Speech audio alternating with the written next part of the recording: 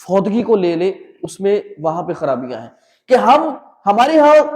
کوئی ہمارا پیارا چلا جاتا ہے،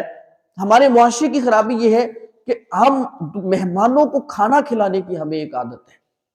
اور ایک اعلان کروایا جاتا ہے کہ جی کھانا کھائے بغیر کوئی نہ جائے، اس میں کھلانے والا بھی بیچارہ مجبور ہے، اب وہ نہیں کھلائے گا تو کئی باتیں اس کو سننی پڑے گی۔ حالانکہ یہ کتنی عجیب چیز ہے کہ ایک شخص فوت ہوا ہے اور ہم اسی کے کھاتے میں، اسی کے گھر میں جب ہم کھانے کے ڈیرے لگا کے بیٹھ جاتے ہیں، ہم نے کھانا کھانا، اور کھانا بھی پھر گوشت پکا ہوا ہو، ہم نے اپنا سٹینڈرڈ خود اتنا اونچا کر لیا ہے کہ ہمارے لیے اب کوئی دوسرا رستہ نہیں بچا ہوا۔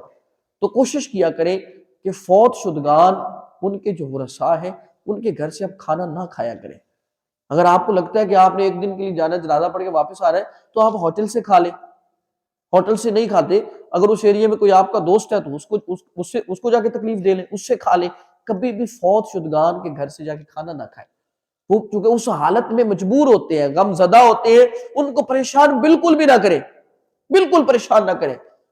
وہ فورس کریں گے، آپ کو انسسٹ کریں گے کہ کھائے کھانا، آپ کوئی بھی آگے سے بہانہ بھی کریں گے تو اللہ کی بارگاہ میں پکڑ نہیں ہوگی۔ آپ کی نیت صاف ہے، نیت آپ کی ستھری ہے، آپ چاہتے ہیں کہ ان کو تکلیف میں مبتلا نہ کریں۔ تو وہ جو اعلان جنازے کے بعد ہوتا ہے، سارے مہمان کھانا کھا کے جائیں، اس میں کوشش کیا کریں، وہ پہلے نمبر پر تو وہ اعلان ہی نہیں ہونا چاہیے کہ مہمان کھانا کھا کے جائیں، وہ کھانا کھانے تھوڑی آئے تھے، وہ تو ایک مسلمان کا حق ادا کرنے آئے تھے، اور جنازہ پڑھنا مسلمان کا حق ہے۔ اس نے جنازہ پڑھ لیا ہے، اب وہ جا سکتے ہیں تو چلا جائے، اگر وہ آگے قرآن خوانی میں شامل ہونا چاہتا ہے اس کی ترتیب بھی الگ بنا لے، لیکن کوشش کرے کہ جن کی فوتگی ہوئی ہے ان کے اوپر جا کے بوجھ نہ بنے،